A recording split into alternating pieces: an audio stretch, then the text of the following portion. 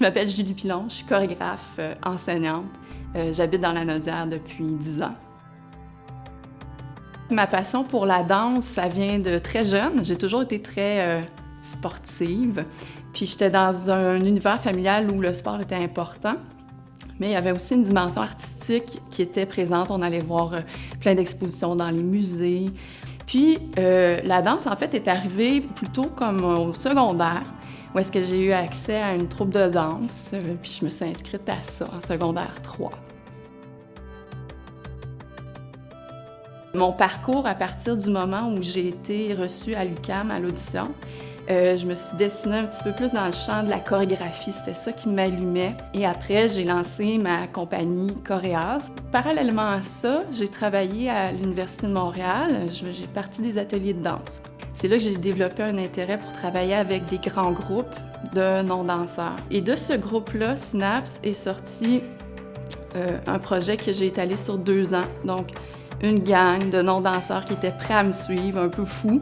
Donc, c'est le départ de mon travail aussi in situ, qui est vraiment aussi quelque chose qui dessine un petit peu le portrait de qui je suis comme chorégraphe. Après avoir été 10 ans à Montréal, mon amoureux et moi, on cherchait un endroit inspirant, calme, dans la nature. Puis on a décidé de s'établir ici avec notre famille, puis de refaire un peu nos carrières ici, de repartir à zéro. Puis rapidement, j'ai eu un poste au cégep de Joliette. J'ai parti une troupe de danse là. Il n'y avait pas de danse contemporaine, il n'y en avait jamais eu. J'essaie de créer des trucs ici, donc soit en m'inspirant de mon environnement naturel chez moi à Sainte-Béatrix, ou soit en allant sur des lieux, comme par exemple les parvis d'église avec la danse en dimanche. Ça, c'est un bon exemple d'une création in situ qui a fonctionné. On a fait une tournée, on était 2 musiciens, 3 danseuses, puis pendant 3 ans, on a fait la tournée des églises, des petits villages, l'Anaudois.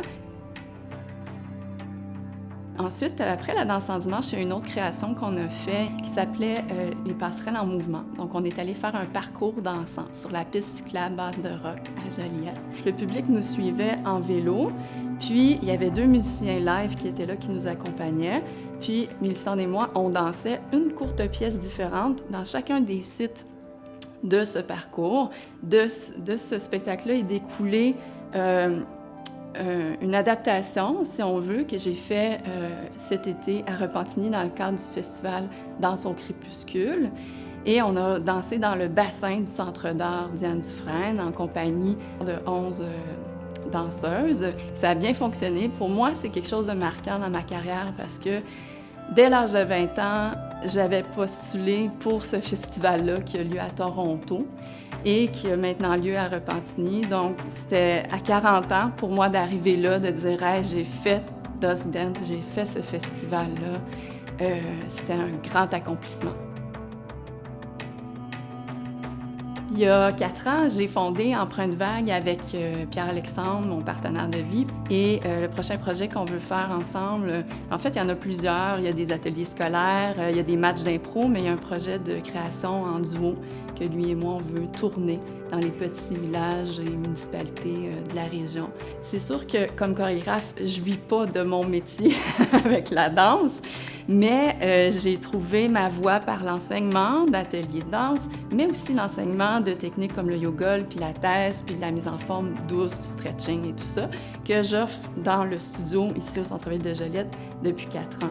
Et là, c'est drôle parce que je commence à créer plus dans ce lieu-là, à me l'approprier. Je trouve ça inspirant aussi d'être au centre-ville et mes prochaines créations aussi vont être faites dans ce studio.